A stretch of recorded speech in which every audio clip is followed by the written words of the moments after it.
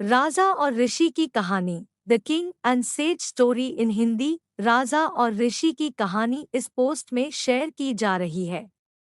यह एक भाग्य बताने वाले ऋषि की कहानी है।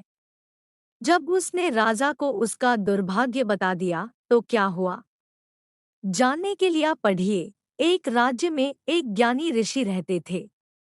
उनका नाम श्री राम नारायण था। वे लोगों की भाग्य रेखा देखकर उनका भाग्य बताया करते थे। राज्य के लोग अक्सर उनके पास जाते और अपना भाग्य पूछा करते थे। उनकी प्रसिद्धि दिन पर दिन बढ़ती जा रही थी। एक दिन राज्य के राजा को ऋषि के बारे में पता चला। उसके मन में भी अपना भाग्य जानने की इच्छा पैदा हुई। उसने ऋषि को लाने के लिए अपने सैनिक भेज दिए। सैनिक ऋषि के पास पहुंचे और हाथ जोड़कर राजा के पास चलने का निवेदन किया। ऋषि ने निवेदन स्वीकार किया और राजा के पास जाने को तैयार हो गया। सैनिक ऋषि को ससम्मान राजा के पास ले आए।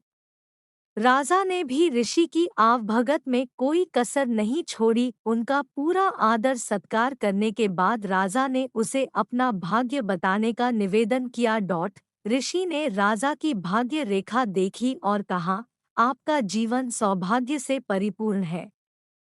आपके राज्य का विस्तार होगा और आपके जीवन में हर्ष उल्लास बना रहेगा। आपकी जनता सदा खुशहाल रहेगी। ये सुनकर राजा बहुत प्रसन्न हुआ। उसने ऋषि को ढेर सारे उपहार दिए। कुछ देर बाद राजा ने ऋषि से पूछा, गुरुवर, क्या मेरे जीवन में कोई दुर्भाग्य भी जुड़ा हुआ है? ऋषि ने कहा, हर किसी का जीवन सौभाग्य और दुर्भाग्य का मिश्रण होता है। तुम्हारे जीवन में भी दुर्भाग्य है।